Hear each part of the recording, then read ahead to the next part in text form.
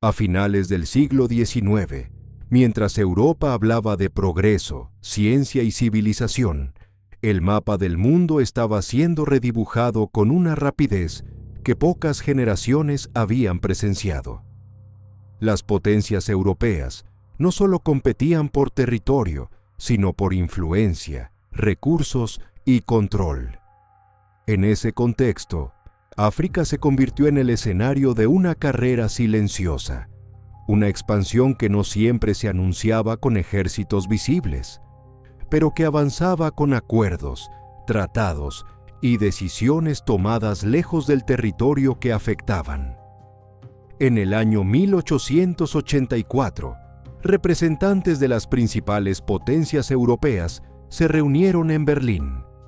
La conferencia, que se extendería hasta 1885, tenía como objetivo establecer reglas para la ocupación del continente africano. Sobre el papel se hablaba de comercio, de navegación, de desarrollo. En la práctica, se estaba definiendo cómo se repartiría África entre países que, en muchos casos, nunca habían pisado ese territorio. Fue en ese momento cuando apareció una figura que, hasta entonces, no destacaba como una potencia imperial en el sentido tradicional: Leopoldo II, rey de Bélgica. Bélgica no era una de las grandes fuerzas coloniales de Europa. No tenía el peso de Francia o del Reino Unido. Sin embargo, Leopoldo tenía algo distinto: una ambición que no dependía de su país, sino de su propia visión.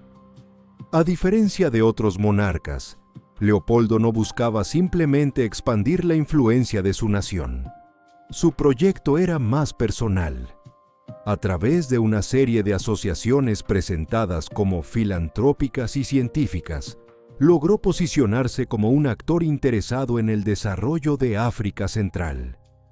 Bajo ese discurso, consiguió algo inusual incluso para su tiempo: el reconocimiento internacional de un territorio que no pertenecía a Bélgica, sino a él. En 1885, tras la Conferencia de Berlín, se formaliza la creación del llamado Estado Libre del Congo. El nombre sugería autonomía, apertura, incluso progreso. Pero la realidad era otra. Ese territorio, de dimensiones enormes, equivalente a gran parte de Europa occidental, quedaba bajo el control personal de Leopoldo II. No era una colonia en el sentido tradicional. Era una propiedad. Al principio, la narrativa oficial se mantenía firme. Se hablaba de lucha contra la esclavitud, de desarrollo, de comercio. Se construía una imagen que encajaba con el discurso europeo de la época. Pero sobre el terreno, la estructura que comenzaba a tomar forma respondía a una lógica distinta. En las últimas décadas del siglo XIX, el mundo experimentaba una demanda creciente de caucho. La revolución industrial, con la expansión del transporte, la electricidad y la manufactura, necesitaba este recurso de manera constante. El Congo, con sus vastas selvas, se convirtió en una fuente clave, y con esa demanda, el sistema cambió. Lo que había sido presentado como un proyecto de desarrollo comenzó a transformarse en una maquinaria de extracción. La población local no participaba en condiciones de intercambio equitativo. Se le imponían cuotas, se le exigía producción, y esas exigencias no eran negociables. El control del territorio se organizó a través de una red de administración y fuerza, compañías concesionarias, funcionarios, fuerzas armadas locales organizadas bajo mando europeo. Todo respondía a un objetivo central: maximizar la extracción de recursos. El sistema funcionaba porque estaba estructurado para funcionar. Las distancias entre Europa y África jugaban un papel importante. Lo que ocurría en el Congo no era visible para la mayoría de la población europea.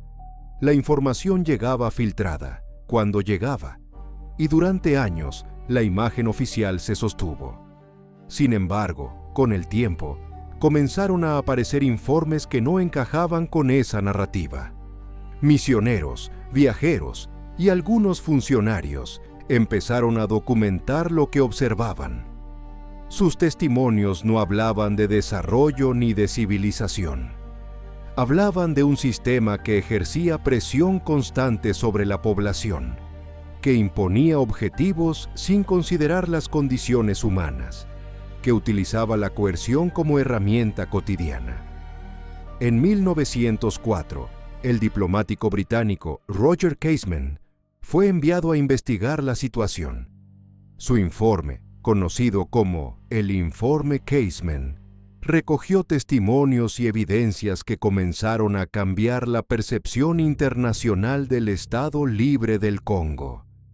No era una interpretación aislada, era un conjunto de observaciones que coincidían en señalar que la estructura establecida en el territorio estaba generando consecuencias profundas en la población local. A medida que estos informes se difundían, la presión internacional aumentaba. Lo que durante años había permanecido en segundo plano, comenzó a convertirse en un tema de debate en Europa. Periodistas, activistas y algunos políticos empezaron a cuestionar la legitimidad de un sistema que, hasta entonces, había sido aceptado. El propio Leopoldo intentó responder a estas críticas.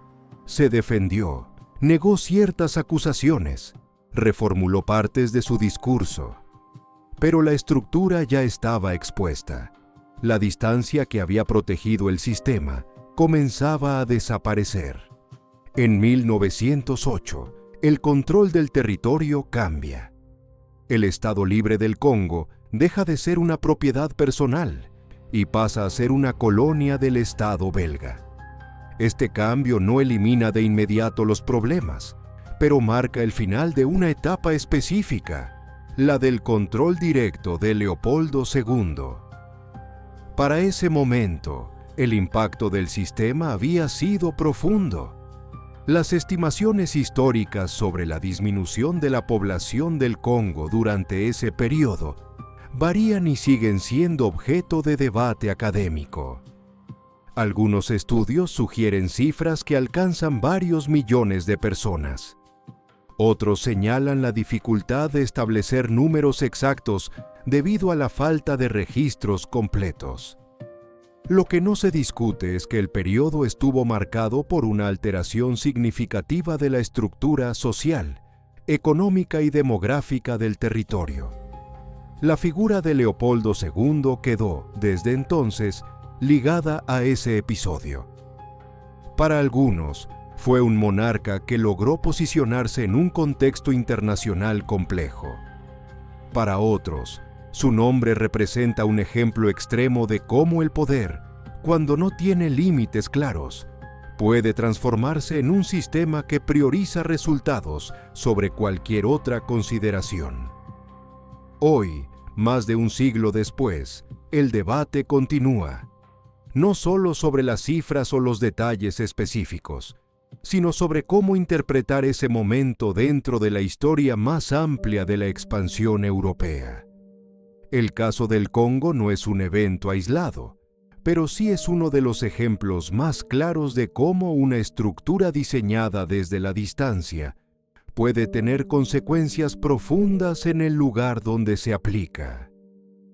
Entender esta historia no es solo mirar al pasado, es preguntarse cómo fue posible que un territorio entero quedara bajo el control de una sola persona, en un contexto que, al mismo tiempo, se definía a sí mismo como civilizado.